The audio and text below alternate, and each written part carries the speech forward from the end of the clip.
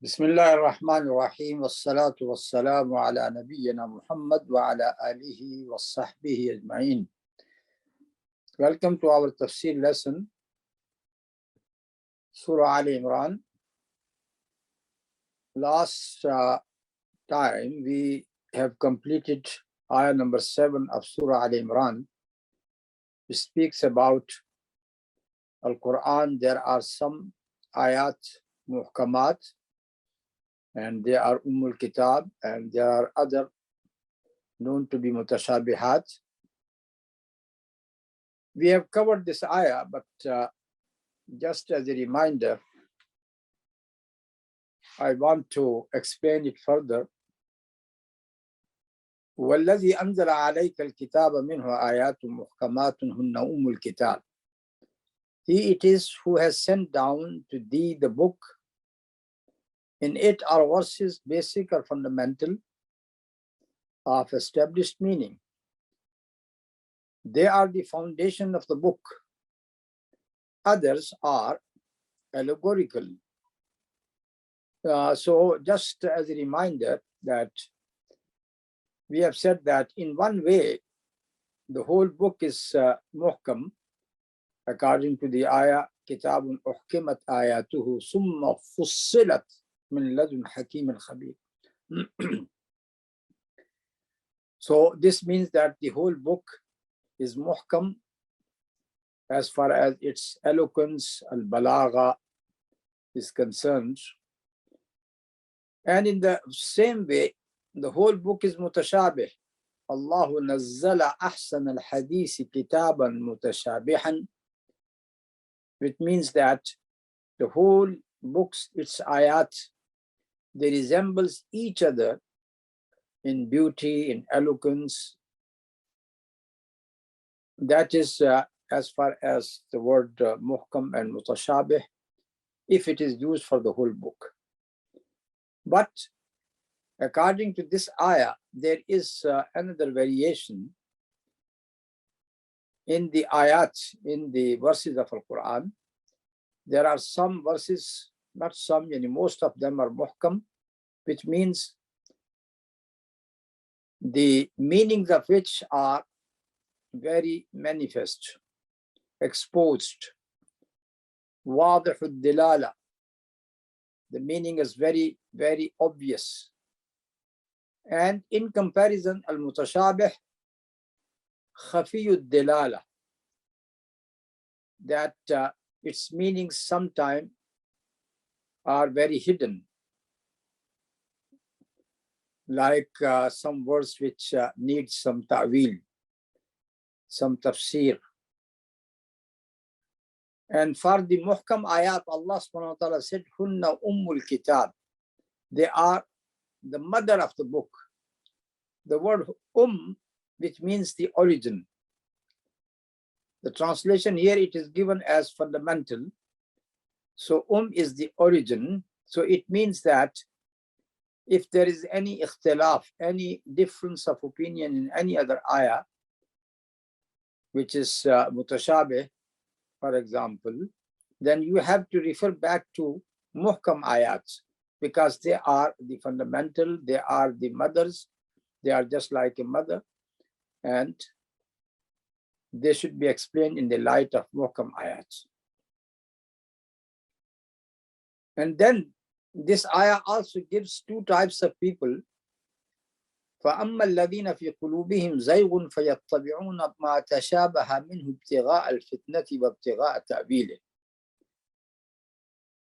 In whose heart is perversity, follow the part thereof that is allegorical, seeking discord and searching for its hidden meanings.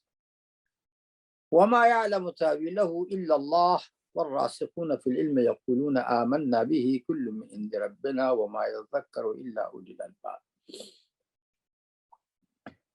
So those people who got discord in their heart, and they are hypocrites, al-munafiqun, they are zanadiqa, heretics, and al-mushrikun, those people who were committing shirk.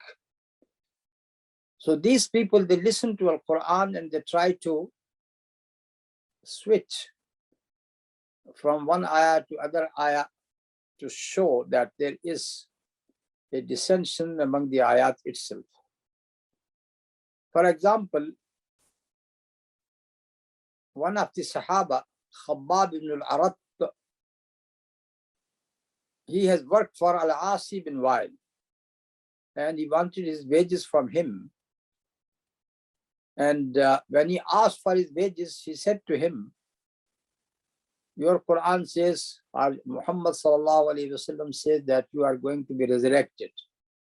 So he said in a sarcastic way that if that is the case, once I was resurrected, I am going to pay you back all your wages. So that is also an example of those people who got discord in their heart, how they are going to interpret the ayat of Al-Quran. In the very same way, another incident, we know that at a certain point in the history, Qaramatah, they invaded Makkah and they have devastated Al-Kaaba. They have taken even the black stone with them, and it remained with them for about 23 years. So when they were in Makkah and they were killing the pilgrims, their leader Al-Jannabi said, and he was also sarcastic, he was saying to the people, your prophet has said, and he was quoting Al-Quran, وَمَنْ دَخَلَهُ كَانَ آمِنًا, and whoever enters into the sacred mosque, he comes into peace, security. And then he said, show me, where is the peace? Where is the security? People are being killed. So it means that Kaaba did not, or Al-Masjid al-Haram did not protect them. So the person who reports this, he said, whose name was Muhammad bin Ali bin Razam al-Ta'i from the tribe of Tai al-Kufi from Kufa. He said to him that this saying of Allah subhanahu wa ta'ala, وَمَنْ دَخَلَهُ كَانَ آمِنًا, it seems to be like a predicate, like a khabar, like a news, but it is a commandment, and a commandment in the form of al-khabar, the form of a news, like وَالْمُطَلَّقَاتُ يَتَرَبَّصْنَ بِأَنفُسِهِنَّ ثَلَاثَةَ قُرُوءٍ. The divorcees are going to wait for 3 qura', 3 menses or 3 period of purity, according to the 2 opinions. Actually, it means that the divorcees should wait for 3 quru'. So that is a commandment. In the same way, وَمَنْ دَخَلَهُ كَانَ آمِنًا, it means that the person who enters there, give him peace, provide him peace and security. That's what it means. So the person has taken it because of this discord in his heart in a way which suits him. And in the same way, we can give another example. A person came to Abdullah ibn Abbas and he said, I read few ayat in Al-Quran and I can't reconcile them because they seem to be contradictory. And then he said that this ayah of Surah Al-Mu'minun, فَلَا أَنْصَابَ بَيْنَهُمْ يَوْمَئِذٍ وَلَا يَتَسَاءَلُونَ. And on the day of judgment, there would be no link of relation among them, and they are not going to ask each other at all. So there is a negation. There is a negation of asking. And then Allah subhanahu wa ta'ala has said in another ayah, وَأَقْبَلَ بَعْضُهُمْ عَلَى بَعْضٍ يَتَسَاءَلُونَ. Some of them, they start coming to the other, asking them. So one ayah is saying that there is no questioning on that day. The other ayah is saying, yes, they would question each other. So Abdullah ibn Abbas, because he was a learned Sahabi, he told him that these are two different stages on the Day of Judgment. After there was Nafkhatul Ula, blowing in the trumpet first time. After that, there would be no questioning among the people at all. And the second ayah speaks about the stage of the people after the second blowing into the trumpet. So these are two different times. And Quran is speaking about one stage first and the other stage later. And then he said, once again, Mushrikeen people are going to say on the Day of Judgment to Allah, according to Al-Quran, that Ma kunna mushrikeen. Wallahi Rabbina ma kunna mushrikeen. By Allah who is our Rabb, we did not do shirk at all. So they said that they did not commit the shirk. And the other ayah say, وَلَا يَكْتُمُونَ اللَّهَ حَدِيثًا. These people are not going to hide anything from Allah subhanahu wa ta'ala. So the question is that how did they hide their belief, their real belief? Because they were mushrikeen, but they were able to hide it and say, Ma kunna mushrikeen, we were not idolaters at all. And the other ayah say that they would not be able to hide anything, any talk. Abdullah ibn Abbas answered to it as well. Mushrikeen people, when they saw the believers, the people of Tawheed, that by their Tawheed, they have been saved on the Day of Judgment and they are admitted into Al-Jannah. So they said to themselves, why not we say the same thing to Allah subhanahu wa ta'ala, that we did not commit the shirk. So they said it. They said it. But according to the second ayah, وَلَا يَكْتُمُونَ اللَّهَ حَدِيثًا, they would not be able to hide anything. Allah is going to seal their mouths, but their hands, their feet, even their skins are going to speak.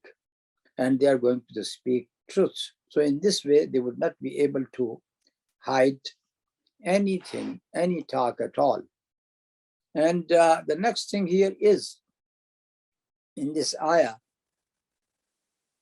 these people who got discord in their heart, they follow what is mutashabih, seeking fitna and seeking ta'wil, and seeking its interpretation in a wrong way.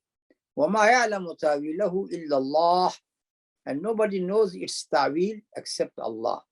وَالرَّاسِخُونَ فِي الْعِلْمِ, and those people who are well versed in knowledge.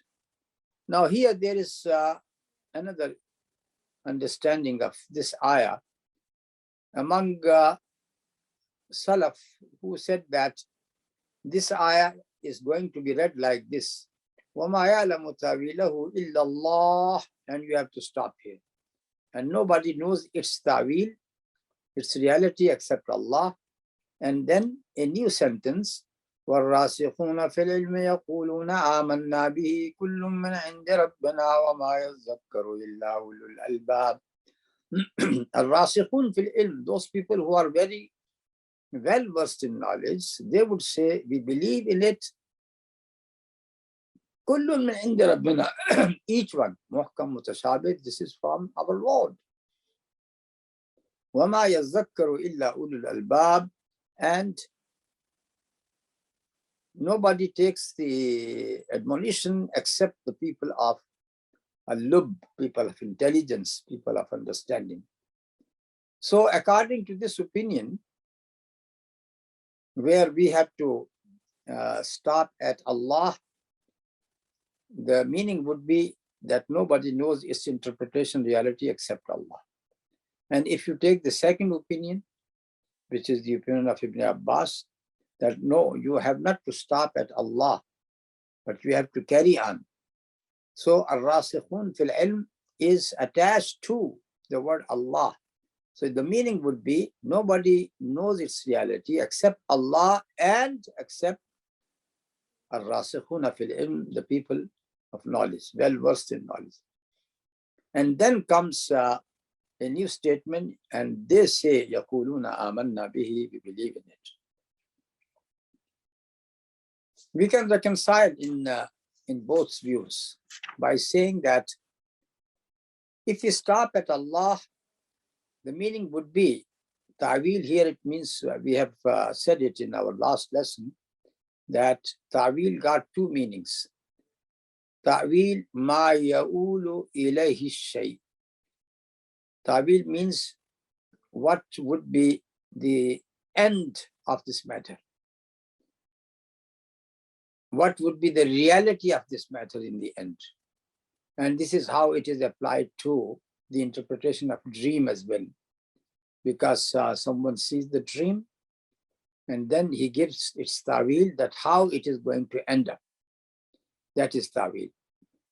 So if that is the meaning, how it is going to end up, that is of course confined to Allah subhanahu wa ta'ala only.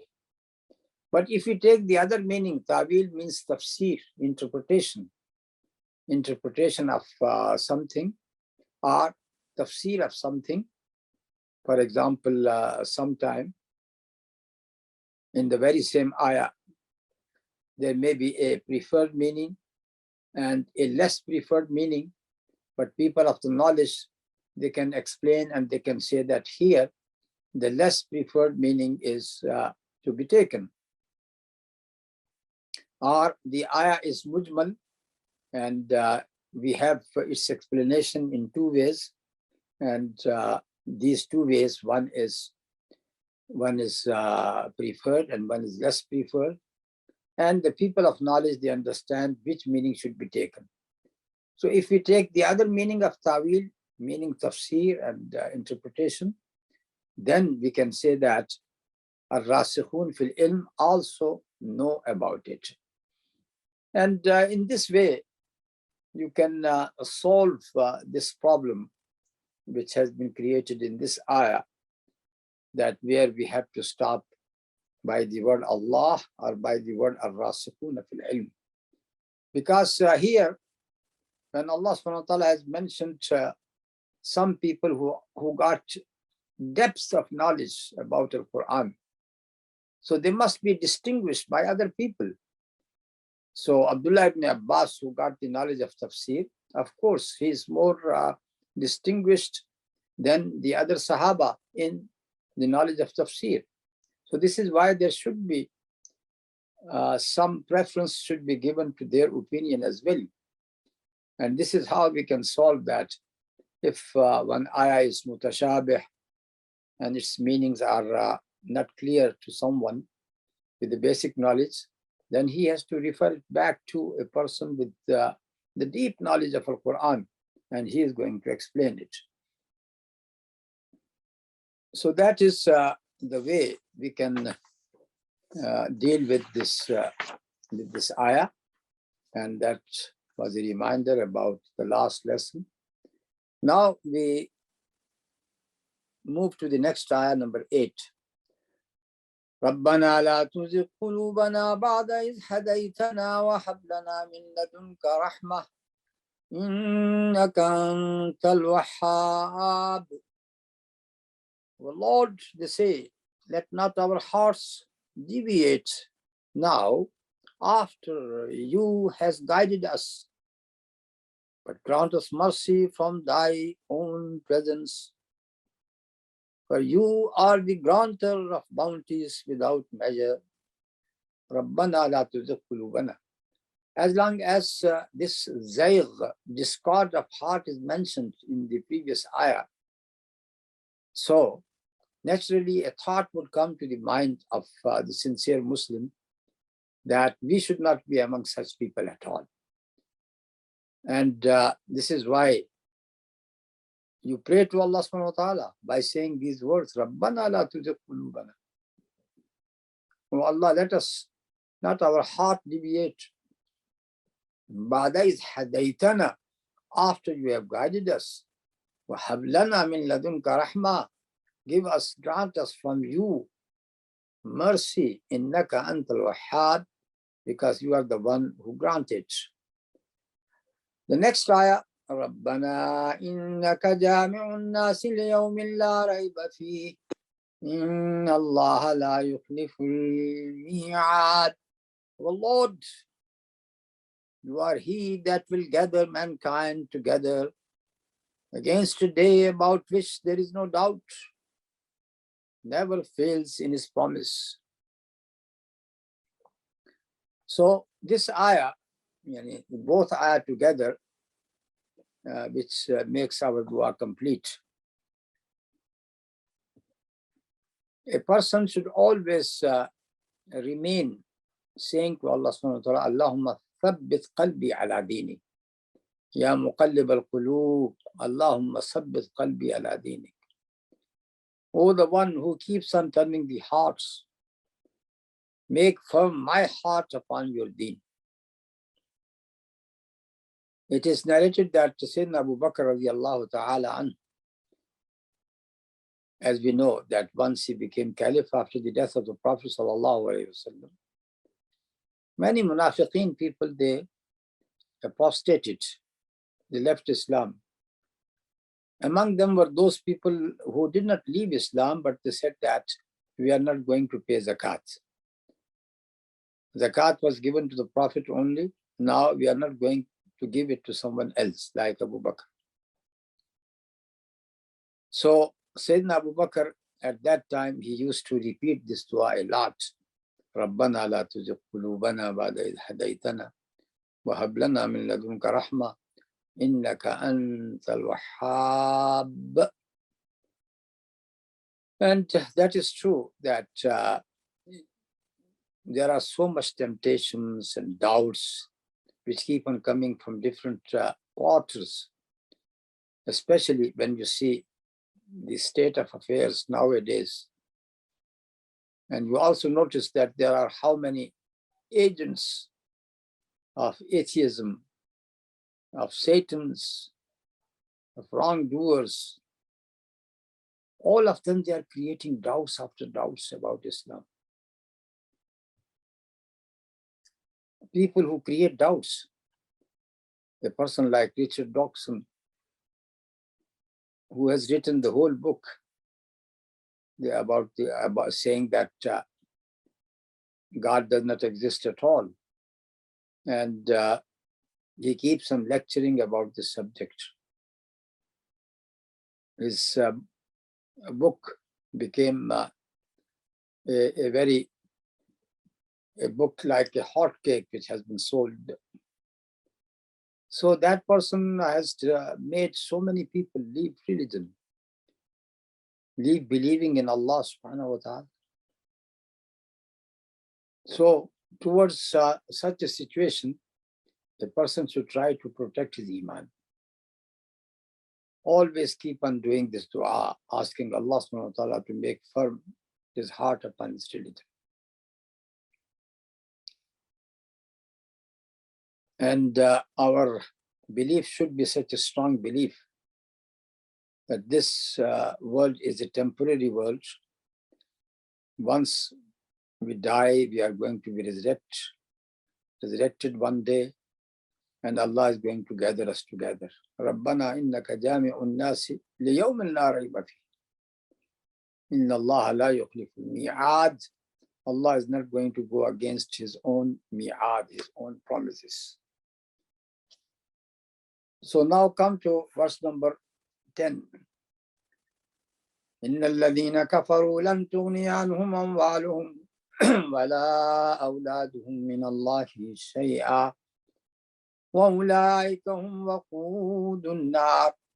Those who reject faith, neither their possessions nor their numerous progeny will avail them aught against Allah. They are themselves but fuel for the fire.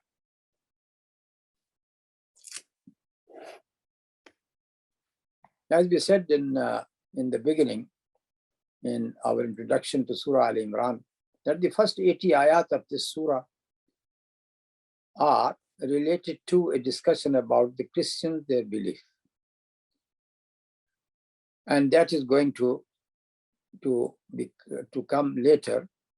But here there is just a mention of all the non-believers. Inna alladhina kafar. Those people who don't believe in Allah subhanahu wa ta'ala. And believing Allah also means believing in his prophet, the last prophet, Muhammad sallallahu alayhi wa sallam. So they are those who are known as al-kuffar. They don't believe now. They think that their wealth, their money, their children, their sons are going to protect them from Allah subhanahu wa ta'ala. They thought that with money you can do many things, including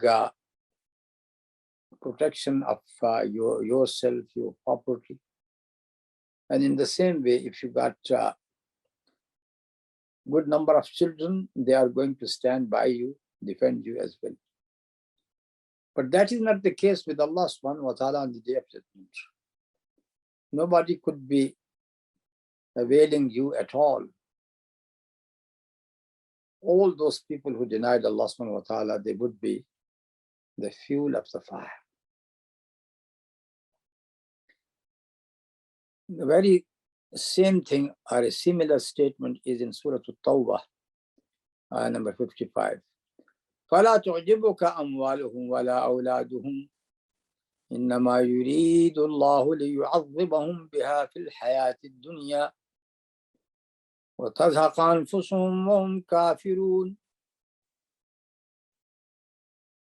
Their wealth, their children should not make you wonder. Allah subhanahu wa ta'ala wants these things for them so that they become a source of punishment for them in this world.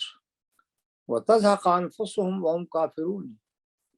And their souls are going to leave them while they are still in a state of denial. And in the very same surah, in the end, in verse number 197, it says, لا يغرنك تقلب الذين كفروا في البلاد متاع قليل ثم مأواهم جهنم وبئس المهاد. Taqallub means the state of the non-believers, how they are going up and down in this world, how they are enjoying moving in this world in wealth, in prosperity. That is not going to deceive you. This is an enjoyment for a little time. Then their shelter would be Jahannam, hellfire, وَبِئْسَ الْمِهَادِ. And it is a very bad place of staying.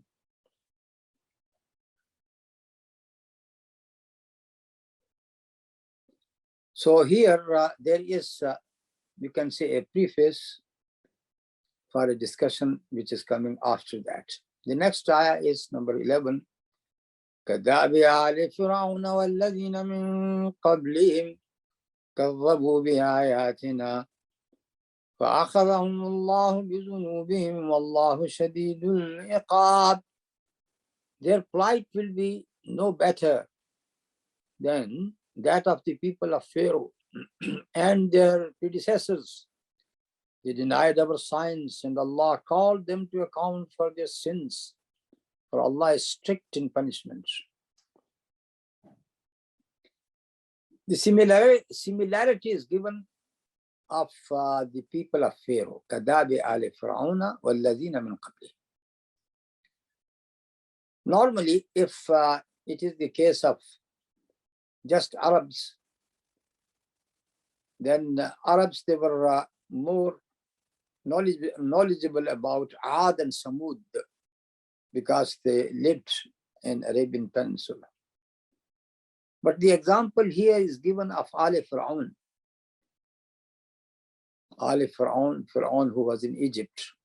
So it means that when in the previous ayah, when it is said, Inna alladhina kafaru, those people who did kufr, infidelity, who did not believe.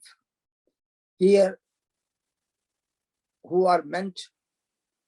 Mostly Ahlul Kitab, or the Jews, because they got more collection of Fir'aun and the story of Musa alayhi salam. So this is why it says here, كَذَابِ آلِ فِرْعَوْنَ وَالَّذِينَ مِنْ قَبْلِهِمْ. These people who are denying Allah and His Prophet, look at the example of Fir'aun, the family of Fir'aun, or the followers of Fir'aun, and those who were before them. كَذَّبُوا بِآيَاتِنَا, when they denied our signs, فَأَخَذَهُمُ اللَّهُ بِذُنُوبِهِمْ. Allah subhanahu wa ta'ala has taken them because of their sins. وَاللَّهُ الشَّدِيدُ الْعِقَابِ, and Allah is of very severe punishment. And it also shows that Allah subhanahu wa ta'ala punishes in this world as well. He has mentioned in many ayat of Al-Quran 2 types of punishment, one in the world and one in the hereafter. In Surah Al-Sajda, وَلَنُذِيقَنَّهُم مِّنَ الْعَذَابِ الْأَدْنَى دُونَ الْعَذَابِ الْأَكْبَرِ لَعَلَّهُمْ يَرْجِعُونَ. And we are going to let them taste the nearest punishment, which is the punishment of this world. دُونَ الْعَذَابِ الْأَكْبَرِ, beside the greater punishment, which is the punishment of Al-Akhirah. And why this punishment in this dunya? So they may come back, لَعَلَّهُمْ يَرْجِعُونَ, they may come back to the deen. And a similar ayah in Surah Al-Ra'd 34, ayah number 34, لَهُمْ عَذَابٌ فِي الْحَيَاةِ الدُّنْيَا وَلَعَذَابُ الْآخِرَةِ أَشَقُّ وَمَا لَهُمْ مِنَ اللَّهِ مِنْ وَاقٍ. They got a punishment in this worldly life, and the punishment of Al-Akhirah, the hereafter, is more severe, more difficult, more terrible. وَمَا لَهُمْ مِنَ اللَّهِ مِنْ وَاقٍ. Nobody can save them from Allah subhanahu wa ta'ala, from His hands.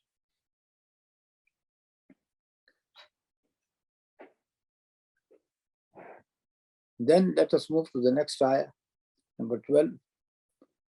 قُلْ لِلَّذِينَ كَفَرُوا سَتُغْلَبُونَ وَتُحْشَرُونَ إِلَى جَهَنَّمَ وَبِئْسَ الْمِهَادُ.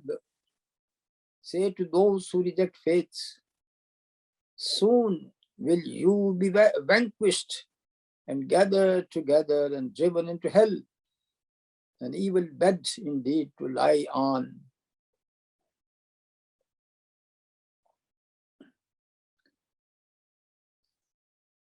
Now here is a warning, clear warning to kuffar people, the people of Makkah. Satughlabun. And as I said, that is a warning to the Jews in Al-Madinah as well, because they have been waging a war against the Prophet sallallahu alaihi wasallam. Satughlabun, you are going to be dominated and defeated. وَتُحْشَرُونَ إِلَى جَهَنَّمَ, you would be resurrected to Jahannam. وَبِئْسَ الْمِهَادُ, and that is a bed, but a very bad one. And in Surah Al-Qamar also a similar warning is given. سَيُحْزَمُ الْجَمْعُ وَيُوَلُّونَ الدُّبُرَ. سَيُحْزَمُ الْجَمْعُ, very soon the big gathering is going to be defeated, and they are going to run away on their backs.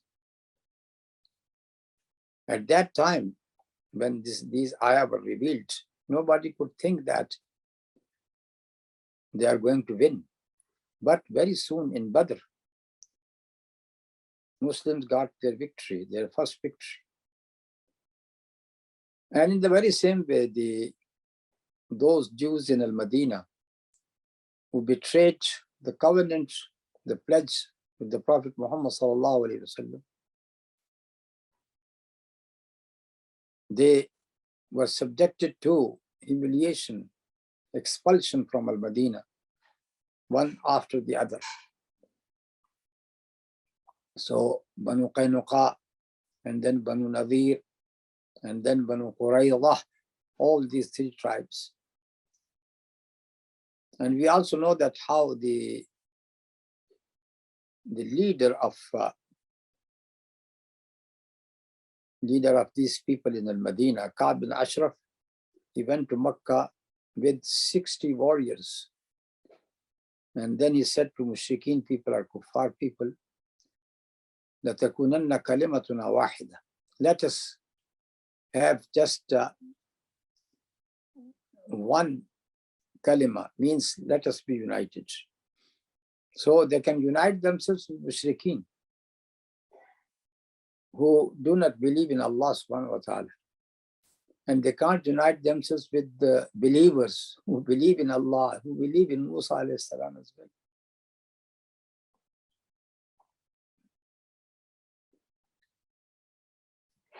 Now come to the next ayah. قد كان لكم آية في فئتين التقتا فئة تقاتل في سبيل الله وأخرى كافرة يرونهم مثليهم رأي العين والله يؤيد بنصره من يشاء إن في ذلك لعبرة لأولي الأبصار. There has already been for you a sign in the two armies that met in combat. One was fighting in the cause of Allah, the other resisting Allah.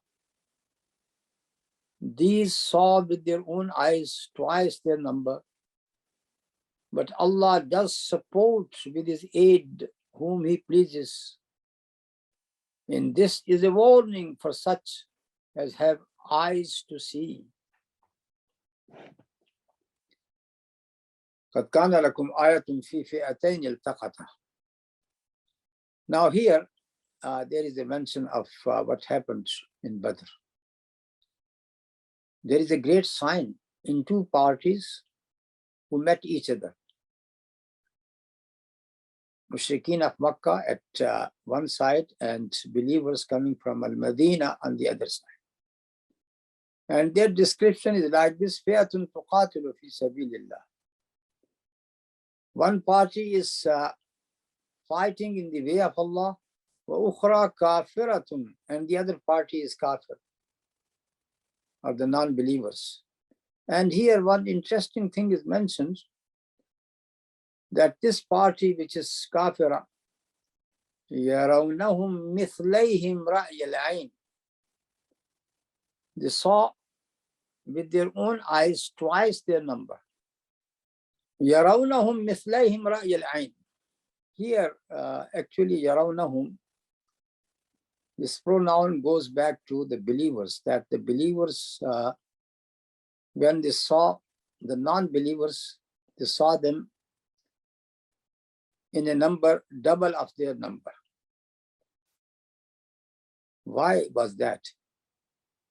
And the other side, in the other ayah of Surah Al-Anfal 44, وَإِذْ يُرِيكُمُوهُمْ إِذِ الْتَقَيْتُمْ فِي أَعْيُنِكُمْ قَلِيلًا وَيُقَلِّلُكُمْ فِي أَعْيُنِهِمْ لِيَقْضِيَ اللَّهُ أَمْرًا كَانَ مَفْعُولًا. And remember, when ye met, He showed them to you as few in your eyes, and He made you appear as contemptible in their eyes, that Allah might accomplish a matter already enacted. For to Allah do all questions go back for decisions.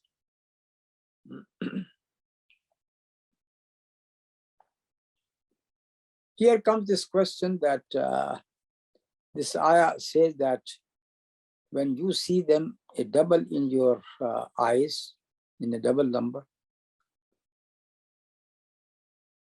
the reason behind it that the believers should have more trust in Allah subhanahu wa ta'ala, and to assist or to ask assistance from Allah subhanahu wa ta'ala. And when the non-believers saw the believers, they saw them less in number, which means that they should not prepare a lot for the battlefield, because they would say that they are very few and we are going to just crush them within minutes. That was just to change the views of both parties. On the side of the believers, they are seeing their opponents in a double number, to have both trust in Allah subhanahu wa ta'ala. And the kuffar people, they see the believers in less number, so they think that we are going to crush them very easily because they are very few.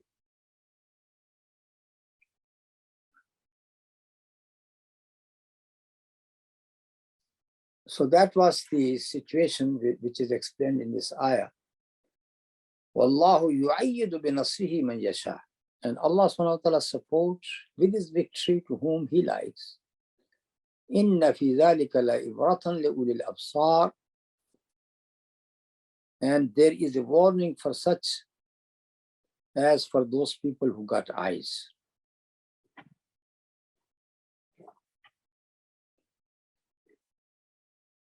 The question is the question of trust, complete trust in Allah subhanahu wa ta'ala. It is said about the events in Libya when Umar al-Mukhtar was the leader of the Libyans, or the Libyans Mujahideen. And Italians have invaded Libya and their number was great. So people came to Umar al-Mukhtar and they said to him that what we are going to do? Italians, they have invaded us with a great number.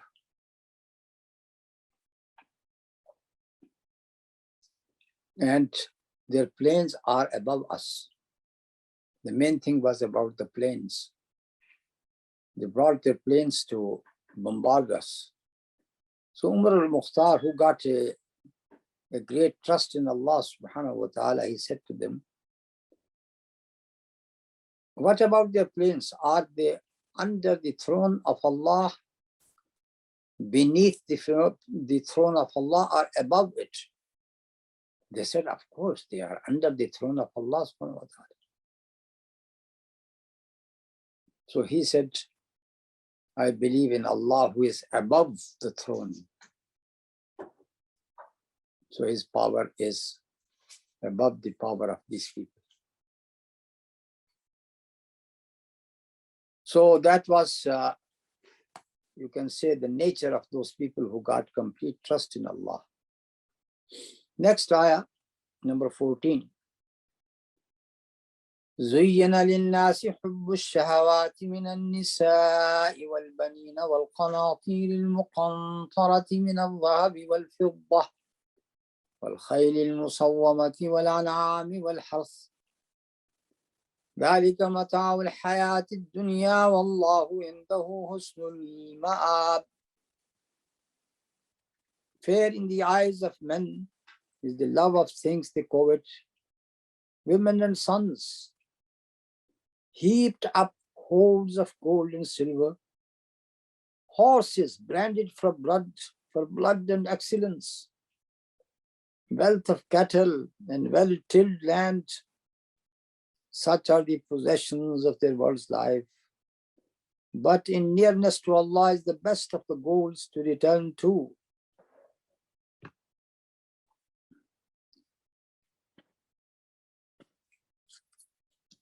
Zuyyana lin-nas, beautified, few things are beautified to the people. And then these things are mentioned. These are all things which are coveted by the people, by the men, and beginning with the woman, then the sons al-banin, then gold and silver, and pile and pile of them, and then horses which are marked or branded for blood and excellence, and then the cattles, and then their farms, their lands, well-tilled land. So here comes 1, 2, 3, 4, 5, 6 things. And after that it says, ذَلِكَ مَتَاعُ الْحَيَاةِ الدُّنْيَا.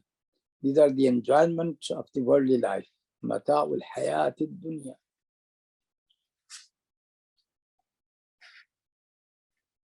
Now let us take one after the other. The first thing is, who made it beautified? Of course, everything in the hand of Allah subhanahu wa ta'ala. That He has made few things as zina.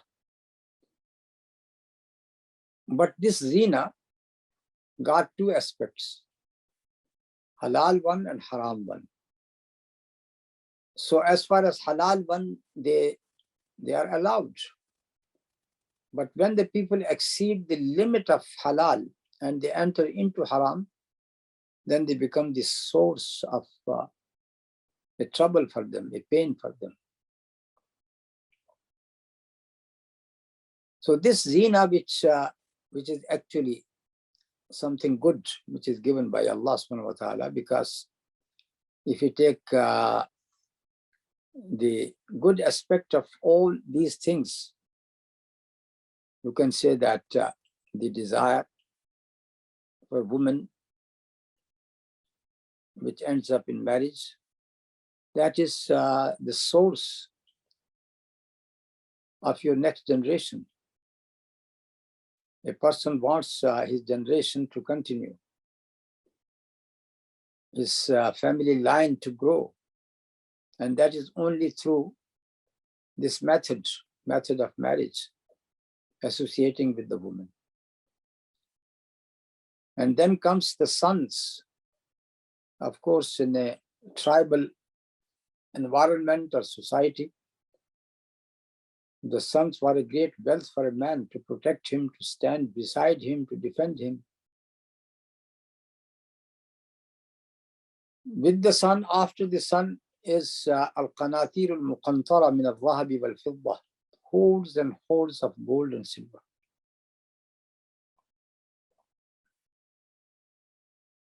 Of course, by money or by wealth, you can buy all the armaments which are needed for your defense. You can acquire all the measures of pleasure as well with your wealth. And after that comes wal-khayl, horses, wal-khayl al-musawwama, branded horses of a great caliber. Nobody should think that nowadays they are less valued. No, still in our times, still horses are still a sign of someone's wealth and prosperity and a good status in the society. And in the olden days, horses were most needed in the times of war and battles. Wal-an'am, and the cattles of all types of animals. And we have seen that how the great landlords, they depend upon these cattle to grow their wealth. Wal-hars, and in the end comes al-hars, which is the farmland. And that is also associated with the landlords and their wealth, which is grown by day and night because of good crops. So that is the good side of all these things. But once a person exceeds the limits, then it turns into something evil and terrible. This is how this first thing, and that is the desire for the woman. If it is not through haram ways, it will end up in fornication and adultery, in fahisha, and which is going to bring a lot of trouble and disaster in the society itself. And if the love of the sons dominates the love of Allah, the love of the Prophet, that would be disastrous as well. Love of gold and silver, once again, if it exceeds its limit, then a person is going to forget about his akhirah. And same you can say the love of horses and cattle and one's farms and lands. So we have to look through these eyes that Allah subhanahu wa ta'ala has made all these things a zina, a beautification for us, but it should be within a limit which is laid for us. Someone has given the example of money, for example. You can say that it is like the boat of Nuh alayhi salam. As long as the water is under the boat, then the boat is safe. And once the water comes into the boat, then it is going to sink. Similar is said to the love of money, the love of wealth. It should not dominate your heart at all. It should be out of your heart. But once it penetrates into heart, then it is going to kill you, bring you a very bad end. Now here, as far as the wording is concerned, there is a word which is used before gold and silver. وَالْقَنَاطِيرِ الْمُقَنْطَرَةِ مِنَ الذَّهَبِ وَالْفِضَّةِ. Qanatir, which is the plural of qintar. So the people got many qintar, qintar muqantara. So the second word muqantara is also coming from qintar. It is just like the Arabic words laylun aliyal. Laylun aliyal. Yani it is a very dark night. Layl, and the same word from layl is aliyal. Dhillun zalil. A very massive type of shade. From zil and zalil, same word. Alafun mu'allafa. Alafun mu'allafa. So our word alf, alaf, that is a thousand. Mu'allafa, thousands and thousands. So it shows a great number of gold and silver. This is what it means. According to some mufassirin, the word qintar, either it is in Latin or in Suryaniya, the language of Syria, it was quintal, which has been changed to qintar. So this quintal, which means that the skin of a bull, that skin which was full with gold or with silver. So this qintar itself, they tried to measure it. Qintar itself comes to, yani one qintar is around 100 ritl. A ritl is very close to a pound. One ritl of silver. And that is qintar. And if there are many qintar, then it will come to 12,000 dinar. So qintar itself is a great amount of silver or gold. And we are going to read in Surah Aali Imran about qintar and dinar. So dinar, around 12,000 dinar will make one qintar. This is what we wanted to say. Now these things, they have been made beautified in the eyes of the people. But they are all mata'ul hayati dunya. They are the enjoyment of this worldly life. Wallahu indahu husnul ma'ab. But the best, but with Allah subhanahu wa ta'ala, in nearness to Allah is the best of the goals, to return to Allah.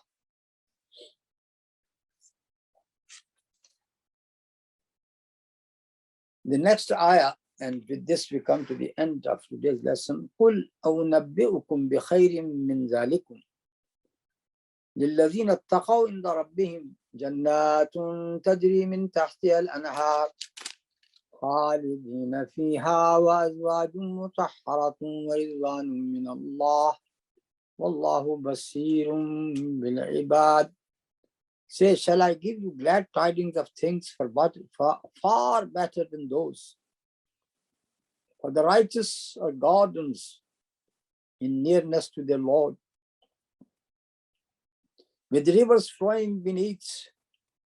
Therein is their eternal home, with companions pure and holy, and the good pleasure of Allah, for in Allah's sight are all His servants.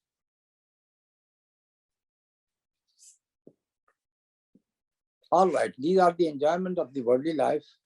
But if you use them in the right way, for example, the horses, they are used for jihad. Cattle, you give their zakat out of the wealth you got from it. Crops as well, you give your ushr from the crops. So as long as you use them in a better way, they are good for you in this life as well. But those people who are not concerned with such things a lot, but they just confine themselves to what is needed, and then they devote their time for the deen of Allah subhanahu wa ta'ala. They are the people who are mentioned in this ayah. قُلْ أَوْنَبِّئُكُمْ بِخَيْرٍ مِّن ذَلِكُمْ. Let me tell you something which is better than that with Allah subhanahu wa ta'ala. Those who did fear Allah, so with their Lord, for them, Jannatun tajri min tahti al-anhar, gardens, these are the Jannats, under which the rivers are flowing. Khalidina fiha, they would abide therein forever. Wa azwajun mutahharatun, spouses, but holy and pure. Wa ridwanun min Allah, and the pleasure of Allah subhanahu wa ta'ala.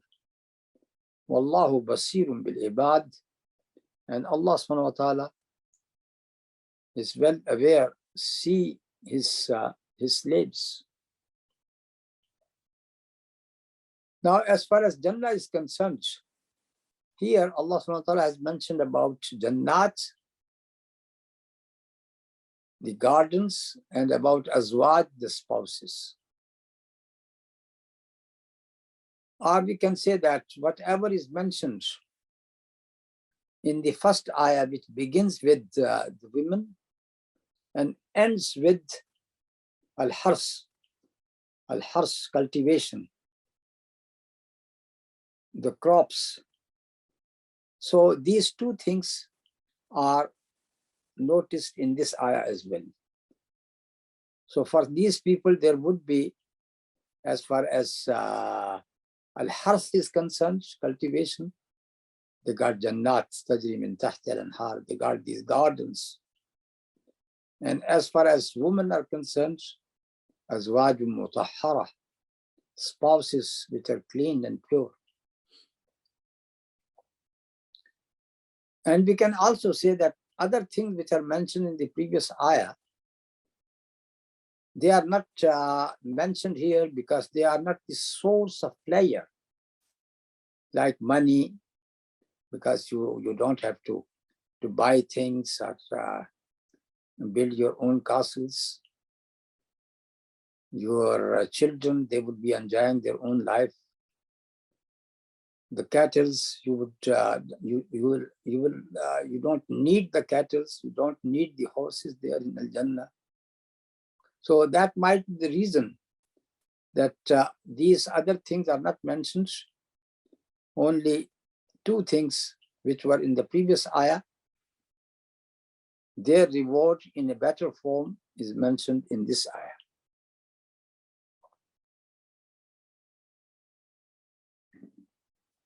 And the best thing among all these things are Ridwanun min Allah, the pleasure of Allah subhanahu wa ta'ala. As long as Allah subhanahu wa ta'ala is pleased, then a man is completely satisfied. Whatever you do in this life, that is for the pleasure of Allah subhanahu wa ta'ala, for the sake of Allah.